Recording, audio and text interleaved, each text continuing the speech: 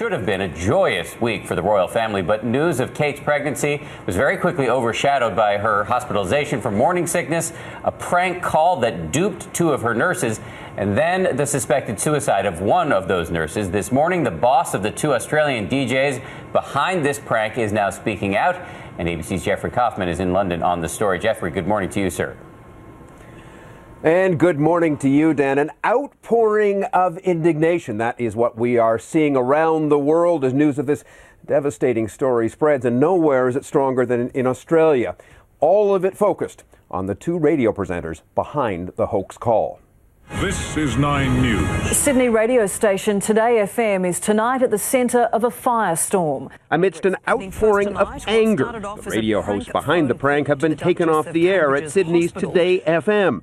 But the company they work for refuses to fire them or condemn them. It's a bit early to be drawing conclusions from what is really a deeply tragic matter. I mean, our main concern is for the family.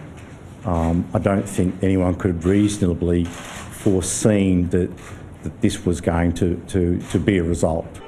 There, could I please speak to Kate, please? The prank had been cleared by the Australian radio station's lawyers, and just yesterday the two DJs had been gloating about the successful call to the hospital in which they pretended to be the Queen and Prince Charles and were able to obtain personal information about the Duchess's serious condition. We were expecting to be hung up on. We didn't even know what to say when we got through. We got put through, and now the entire world is talking. As Australians learned of the suicide of nurse Jacintha Saldanha, who answered the phone at London's exclusive King Edward VII private hospital where the Duchess was being treated, revulsion engulfed the two radio hosts. On their Twitter accounts, now suspended. "You scumbag, hope you get what's coming to you. I hope you're happy now. The receptionist you rang has committed suicide. You have blood on your hands now." The nurse, known to friends as Jess, had been working at the hospital for 4 years. Originally from India, her distraught husband posted this on Facebook. "I am devastated with the tragic loss of my beloved wife Jacintha in tragic circumstances. She will be laid to rest in Shirva, India." The Sydney radio station, famous for the pranks and outrageousness, is now facing an advertising boycott as Australians lash out against the DJs. In an effort to preempt that, the full boycott, the owners have suspended all advertising on the station.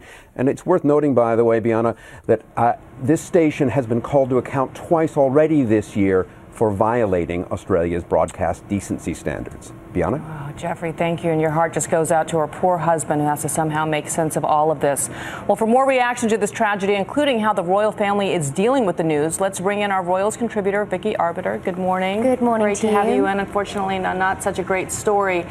We heard that the royal family issued a statement expressing their condolences, but what are your sources telling you about how they're actually feeling right now? What's going on? It's been an overwhelming week, obviously, for William and Kate in particular. They were forced to make this announcement early. Then there's the added anxiety of Kate being ill, the whole world talking about her most intimate details in terms of her body and the baby.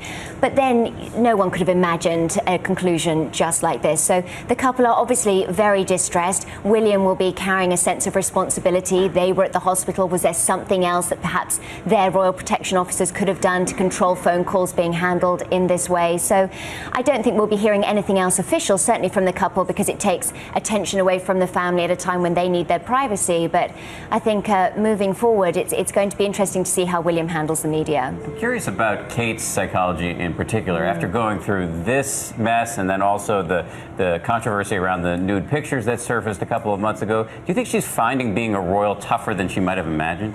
I think the last 2 months have really given her a rude insight into the other side of royal life. But actually what it's also done is shown us that she is the perfect person for the job. When that topless scandal broke, she just turned up and did what royals do, what the royal family have trained their whole lives to do, and she's very new to this. She showed up, she had a smile on her face, she did the job at hand, she didn't comment, she handled herself beautifully. So hopefully onwards and upwards from here. Now they've got to focus on a complicated pregnancy. You can only imagine that it's going to be a very shielded and guarded royal king, queen, whoever this baby is. Well, absolutely. All this stunt has done really is just fuel William's mistrust of the media, and it is just going to make him that much more protective. That's right. Vicky, thanks so much for joining us. We appreciate it.